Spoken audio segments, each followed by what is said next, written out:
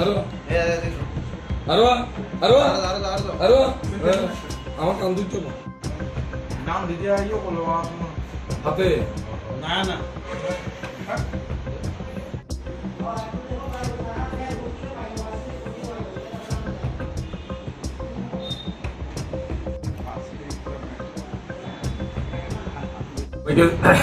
ধন্যবাদ এখানে আসার জন্য। অ্যাকচুয়ালি গতকালকে আমাদের মঠচুমনিতে একজন অ্যাডভোকেটের বাড়ি আছে, বিপ্লব ভট্টাচার্য। উনি সন্ধ্যার সময় একটা ফোন করে যে ওনার ঘরে চুরি হয়েছে।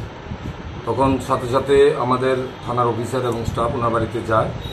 মঠচুমনিতে ওনারা দু ভাই থাকেন, একজন গভর্নমেন্ট এমপ্লয়ি পিন্টু ভট্টাচার্য, আর একজন উনি অ্যাডভোকেট। তারা সকালবেলা দুজনই বাড়ি থেকে বেরিয়ে গেছেন অফিস টাইমে। বিকালবেলা যখন অফিস ছেড়ে বাড়িতে এসেছেন তখন তাদের দরজা খোলা এবং ঘরের ভিতরে আলমিরা ভাঙা অবস্থায় দেখতে পায়। তখন আমাদের অফিসার্স, আমরা 3 জন অফিসার্স এবং টিম আমাদের পাঠাই ওখানে ইনভেস্টিগেশন করার পর দেখা যায় পার্শ্ববর্তী একটা বাড়িতে একটা সিসিটিভি ফুটেজ আছে। আপনাদের মধ্যে অনেকে ওখানে গেছেন। তো আমরা ফুটেজ দেখে একটা ছেলেকে, এখানে যে রাহুল যে আছে, রাহুল দাস, এই ছেলেটা, সে একটা বাইসাইকেল নিয়ে মুভমেন্ট করেছে ওই গলিতে, তাকে দেখা গেছে। এবং গেটের বা ওই বিপ্লব ভট্টাচার্যের গেটে যে এন্ট্রি করেছে এটাও একটা পোর্শনে দেখা গেছে। তখন আমরা তাকে আইডেন্টিফাই করি, সে আমাদের এই থানাতে আগেও অ্যারেস্ট হয়েছে। তার পিছনে আমরা লোক লাগাই, সে কোথায় থাকে। তো লোক লাগানোর পর সে টাউন ইন্দ্রনগর শ্মশানের এখানে তারা ভাড়া থাকে এক বাড়িতে, আমরা সোর্সের মাধ্যমে জানতে পেরেছি। আমাদের টিম ওখানে গিয়ে বাড়িতে রাত্রেবেলা তাকে বাড়িতেই পায় এবং তার ঘর তখন সাথে সাথে তল্লাশি করার পর তাদের বাড়ি থেকে কিছু টাকা রিকভারি করা হয়। এখানে বিপ্লব ভট্টাচার্য একটা কমপ্লেন দাখিল করেছেন আমাদের এখানে। অ্যাকুরেট ওনার আলমারিতে কত টাকা ছিল ওনার অ্যাকুরেট মনে নেই, 1.5-2 লাখ টাকা হবে এমন বলেছে। তবুও আমরা যখন ওখানে রেড করার পর বাড়িতে আমরা টোটাল এর কাছ থেকে 1,36,725 টাকা আমরা একটা ব্যাগের মধ্যে পাই। টাকাগুলো আমরা সিজ করি। এখানে রাহুলকে জিজ্ঞাসাবাদ করার পর সে তখন বলে তার সাথে আরও 2 জন আছে, একজন বিনয় সাহা, একজন অমিত রায়। তো অ্যাকচুয়ালি বিনয় সাহার বাড়ি পরবুগে, অমিত রায়ের বাড়ি শ্রীনগর। এরা সবাই এখানে ইন্দ্রনগর, টাউন ইন্দ্রনগরে ভাড়া থাকে এখানে।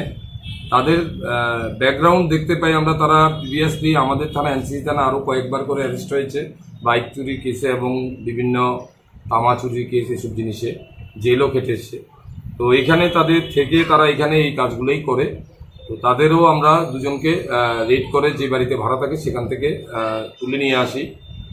রাহুলের বক্তব্য অনুযায়ী অমিত প্রথমে রেকি করে বাড়িটাতে, তাদের বাড়িতে গেটে তালা আছে, এটা রেকি করে আসে এবং তারপরে তারা 3 জন মিলে একত্রে ওইখানে এই চুরিটা করে। তো এখানে হয়তো আরও কিছু টাকা ছিল, 4,000 টাকা, যেটা তারা তাদের পার্সোনাল কাজে ব্যবহার করে ফেলেছে। তার মধ্যেও আমরা 1,36,725 টাকা এখন পর্যন্ত উদ্ধার করতে পেরেছি। বাকি আমরা তাদের পুলিশ রিমান্ড চাইব এবং তারা আরও অন্য কোনো কেসের যে ইনভলভেন্সি আছে কিনা সেটা আমরা দেখব ইনভেস্টিগেশনের মাধ্যমে। তাদেরকে কি জিজ্ঞাসা করেছেন কী কারণে, কেন তারা এই চুরির সাথে ইনভলভ হচ্ছে?